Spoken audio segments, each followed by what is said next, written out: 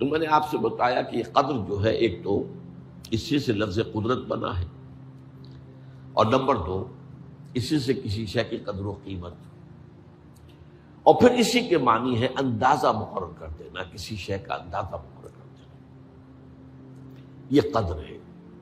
اللہ نے ہر چیز کا ایک اندازہ مقرر کر دیا ہے، اور قدر مقادیر مشکات شریف میں ایک پورا باب ہے، ایمان بالقدر اس کا عنوان ہے صحیح معنی میں۔ تو پہلی حدیث کیا ہے؟ مسلم شریف کی روایت ہے، عن عبداللہ ابن عمرو بن العاص رضی اللہ تعالی عنہما۔ حضرت عمرو بن العاص جو بڑے سرداران قریش میں سے تھے، بڑے سیاستدان تھے اور بڑے بہادر انسان بھی تھے، ان کے بیٹے ہیں عبداللہ۔ اور بڑی دلچسپی کی بات یہ ہے کہ باپ اور بیٹے کے مزاج میں بود المشرقین تھا، وہ تھے جنگجو اور سیاستدان اور بڑے سرداروں میں سے، یہ تھے انتہائی زاہد و عابد، انتہائی زاہد و عابد۔ انہی کے بارے میں آتا ہے پوری رات کھڑے رہتے تھے نوافل میں، اور ہر روز روزہ رکھتے تھے، جس پر حضور نے یوں کہنا چاہیے کہ ڈانٹ پلائی۔ آپ کو اطلاع ہوئی، آپ نے بلایا، یا عبداللہ اولم اخبر انک تقوم اللیل و تصوم النہار تصوم الدہر، کیا مجھے یہ خبر نہیں دی گئی ہے؟ یعنی مجھے یہ خبر ملی ہے کہ تم پوری رات کھڑے رہتے ہو، نماز پڑھتے ہو، تم ہر روز روزہ رکھتے ہو، اب کیا کرتے؟ بلا یا رسول اللہ، جھوٹ بولنے کا تو یارہ ہے ہی نہیں، اور ہو بھی نہیں سکتا۔ فرمایا لا تفعل، سخت سے وہ عبداللہ ابن عمرو ابن العاص رضی اللہ تعالیٰ عنہما اس کے راوی ہیں، قال رسول اللہ صلی اللہ علیہ وسلم کتب اللہ مقادیر الخلائق قبل ان یخلق السماوات والارض ب50,000 سنہ۔ اللہ تعالیٰ نے مقداریں اور تقدیریں، ابھی دو الفاظ میں بولوں گا تاکہ آپ کے ذہن میں بات رہے، معین کر دی تھی، لکھ دی تھی آسمانوں اور زمین کی تخلیق سے 50,000 سال قبل۔ یہ ہے قدر، ہر چیز کی ایک تقدیر جو ہے وہ معین ہوئی ہے۔ اب آئیے اس میں کتاب سے مراد کیا ہے؟ جو آیت میں نے دوسرے نمبر پر پڑھی آج، سورہ حدید کی آیت، ما اصاب بمصیبۃ فی الارض ولا فی انفسکم الا فی کتاب من قبل ان نبرأ۔ کتاب سے مراد کیا؟ نہیں پڑتی تم پر کوئی مصیبت، کوئی تکلیف، نہ زمین میں نہ تمہاری جانوں میں، زمین میں سیلاب کا آ جانا، زلزلے کا آ جانا، کوئی اور اس طرح کی عمومی ہلاکت کا آ جانا، عمومی تکلیف کا آ جانا، تمہاری جان میں اچانک جو ہے تشخیص ہو گیا کینسر ہے، اچھے بنے تھے، ٹھیک ٹھاک چل رہے تھے، تو معمولی سی تکلیف ہوئی، انویسٹیگیشن کیا تو معلوم ہوا تو کینسر ہے، اور وہ کافی بڑھ چکا ہے۔ لیکن جو شے بھی آتی ہے، چاہے تمہاری جان پر آئے چاہے زمین پر آئے، وہ ایک کتاب میں لکھی ہوئی موجود ہے، اس سے پہلے کہ ہم اسے ظاہر کریں۔ یہ تمہیں مشکل نظر آئے گا، ان ذالک علی اللہ یسیر، یہ اللہ پر بہت آسان ہے، بہت آسان۔ اللہ کا علم کامل ہے۔ تو معلوم ایک بات جان لیجئے کہ حقیقت کتاب سے مراد اللہ کا علم قدیم ہے۔ اللہ کا علم حادث نہیں ہے، معاذ اللہ ثم معاذ اللہ، کہ کوئی شے ہوئی تو اس کے علم میں آئی۔ یہ ہمارے ہاں بعض گمراہ فرقوں کا عقیدہ ہے، اسے بدع کہتے ہیں، کہ اللہ کے علم میں بدع بھی ہے، یعنی کسی واقعے کے ظہور کے بعد اس پر کسی شے کا منکشف ہونا، معاذ اللہ ثم معاذ اللہ۔ یہ شان خداوندی سے بہت بڑی ہے۔ وہ تو عالم ما کان و ما یکون ہے، جو بھی کچھ تھا اور رہا ہے آج تک ہمیشہ سے ہے، اور جو بھی کچھ ہوگا وہ سب اس کے علم میں آنے واحد میں موجود ہے۔ آنے واحد، یہ آنے واحد کے لفظ کو اچھی طرح سمجھ لیجیے۔ مجھے سب سے پہلے تجربہ ہوا تھا، یہ سن میرا خیال ہے کہ 67-68 کی بات ہے، میں نے پہلا ہفائی سفر کیا تھا لاہور سے کراچی۔ اس وقت فوکر چلتا تھا، فوکر فرینڈشپ، چھوٹا جہاز چڑیا والا، اور کرایہ 90 روپے تھا نائٹ کوچ کا۔ آج آپ تصور کیجیے. تو میں چونکہ مجھے جغرافی سے دلچسپی ہے اور فوکس زیادہ اونچا نہیں ہوتا، تو میں دیکھتا جا رہا تھا کھڑکی سے، اس وقت ہم کہاں پہنچ گئے، اب کہاں پہنچ گئے. اب جو روشنیاں نظر آ رہی ہیں کس شہر کی ہیں؟ یہ اکاڑے کی آ گئی، یہ ساہیوال کی آ گئی، یہ آگے اور آگے ہیں. ایک دم میں نے دیکھا کہ 3 شہروں کی روشنیاں بیک وقت دیکھ رہا ہوں. لودھرا، بہاولپور، سباسٹا. مجھے خیال آیا کہ جب میں ٹرین سے سفر کرتا ہوں، کراچی جاتا ہوں، تو لودھرا پہنچتا ہوں تو میں سمجھتا ہوں کہ ابھی بہاولپور آدھا گھنٹے بعد آئے گا. وہ مستقبل کی شہر ہے میرے لیے.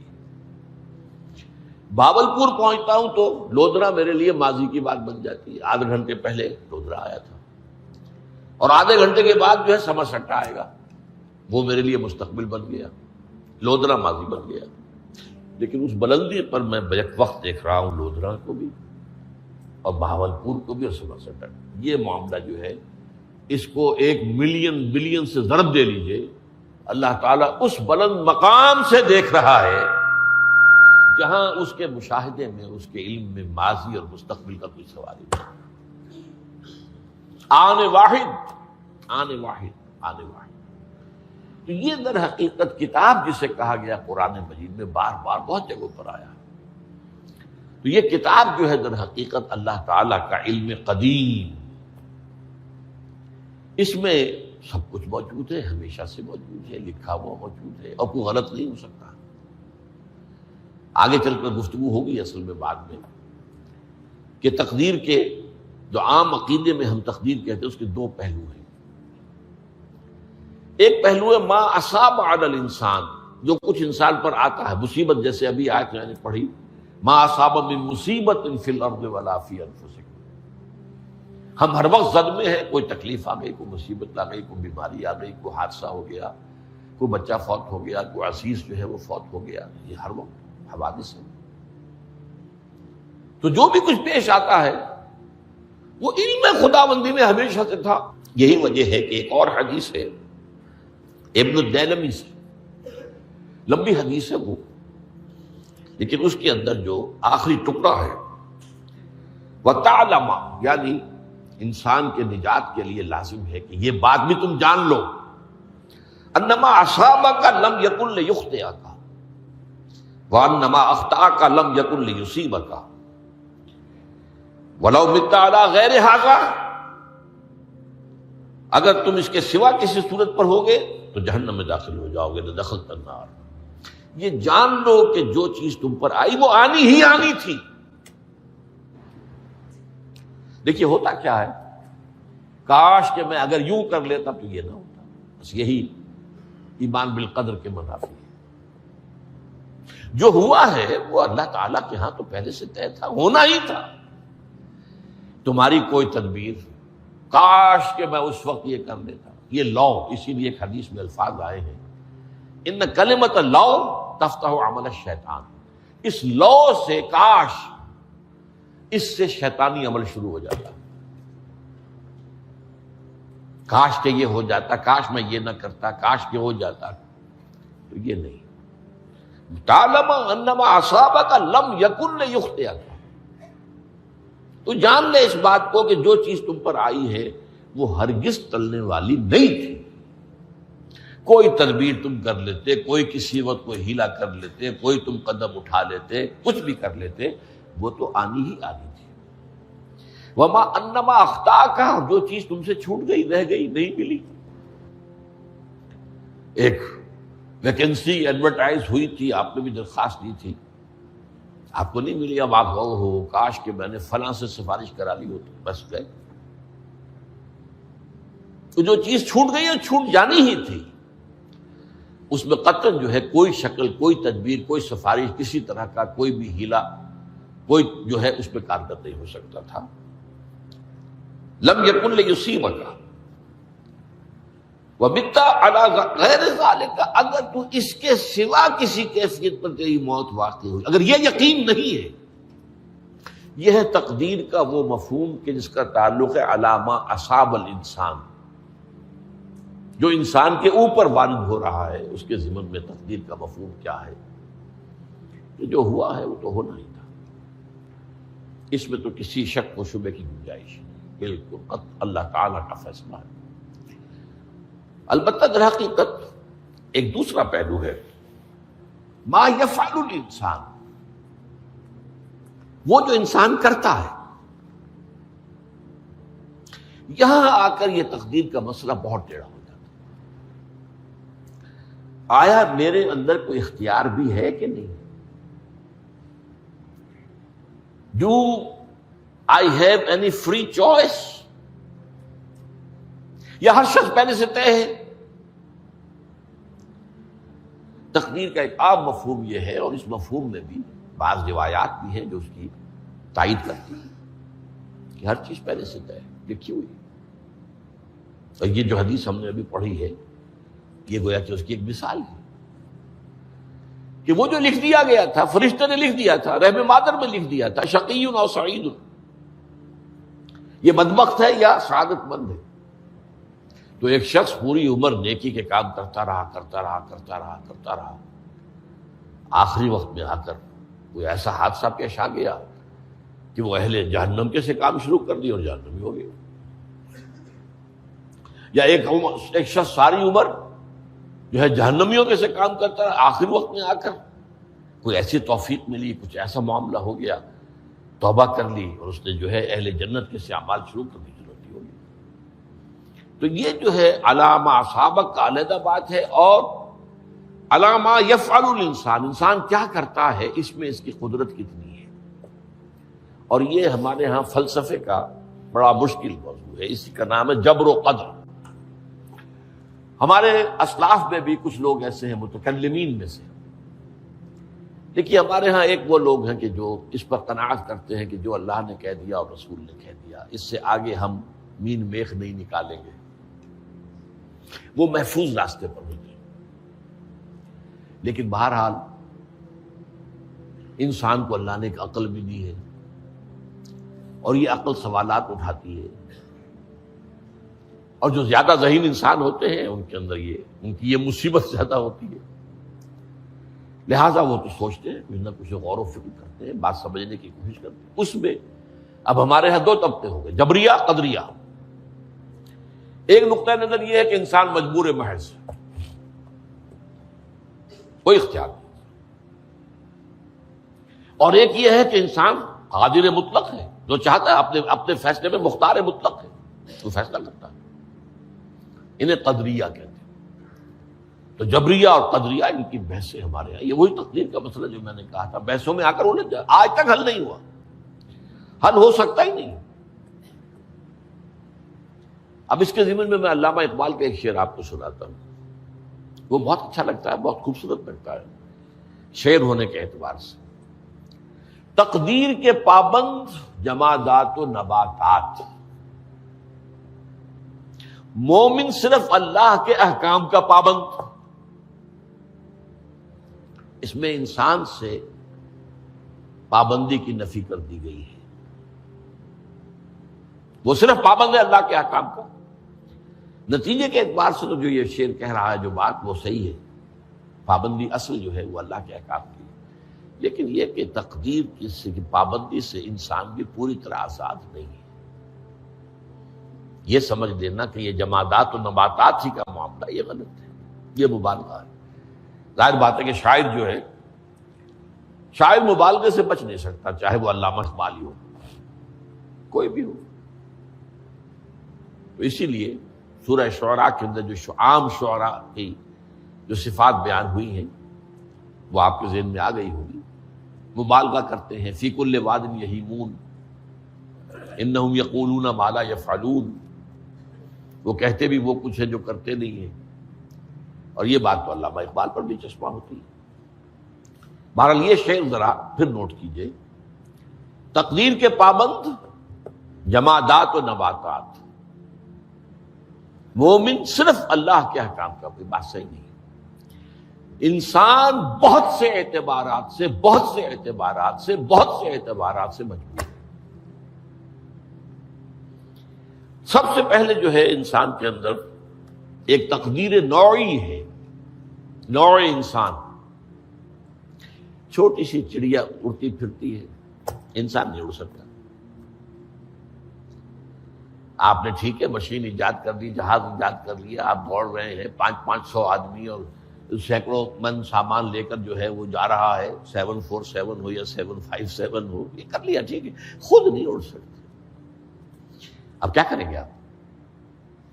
یہ تقدیر نوعی ہے، اسپیشیز، ہر اسپیشیز کے لیے اللہ نے ایک اندازہ مقرر کر دیا ہے، اس اندازے ہی میں رہے گا، اس سے باہر نہیں جا سکتا۔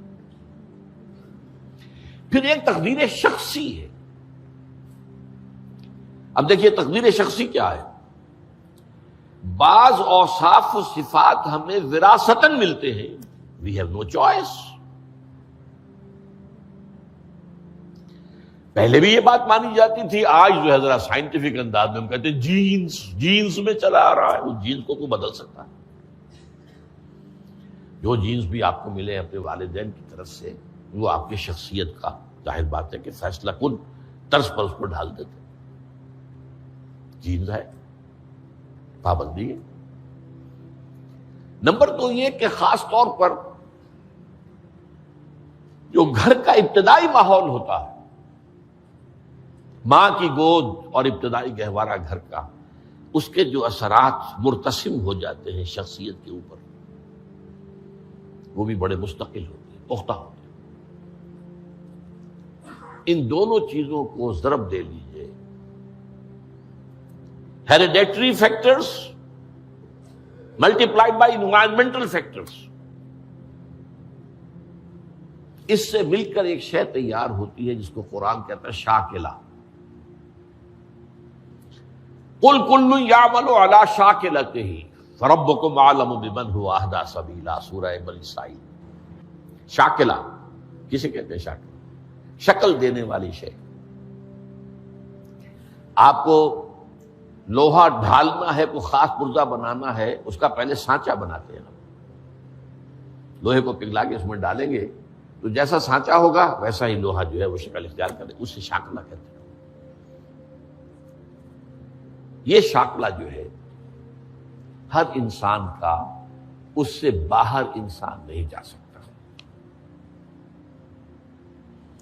اس کے اندر سٹرگل ہوگی، اس کے اندر اس کی جد و جہد ہوگی، لیکن اس کا یہ مطلب نہیں ہے کہ اس کا کوئی فری چوائس ہے۔ فری چوائس ہے، لیکن وہ فری چوائس انہی حدود کے اندر کام کرے گا، اس سے باہر نہیں۔ اس بات کو مختلف احادیث میں حضور نے بہت خوبصورتی سے بیان کیا۔ ایک حدیث بڑی اہم ہے، بڑی اہم ہے، الناس کالمعادن، انسانوں کی مثال بھی معدنیات کیسی ہے۔ اب سونے کی معدنیات میں سے سونے کی جو اور ہے، اب پتہ نہیں اردو میں مجھے معلوم نہیں اور کا ترجمہ کیا کرتے ہیں عام طور پر، لیکن جانتے ہیں اور وہ کچی دھات جس سے کو صاف کر دیتے ہیں تو پھر وہ دھات جو ہے خالص شکل میں سامنے آ جاتی ہے۔ سونے کی اور سے سونا بنے گا، چاندی کی اور سے چاندی بنے گی، سونا تو نہیں بن سکتا، جتنا چاہے صاف کر لیں، وہ اور تو مستقل۔ الناس کالمعادن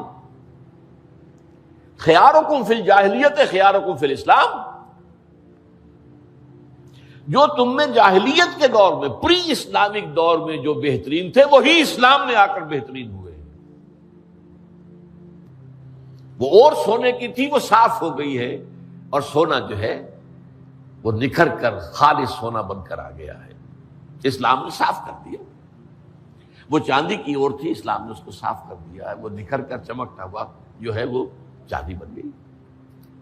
لیکن یہ کہ اذا فقہوا، البتہ پھر اس میں ایک اضافہ کیا حضور نے، جبکہ ان کے اندر دین کا فہم داخل ہو جائے، تو یہ کہ جو بہترین پہلے تھے وہی بہترین اب ہوں گے۔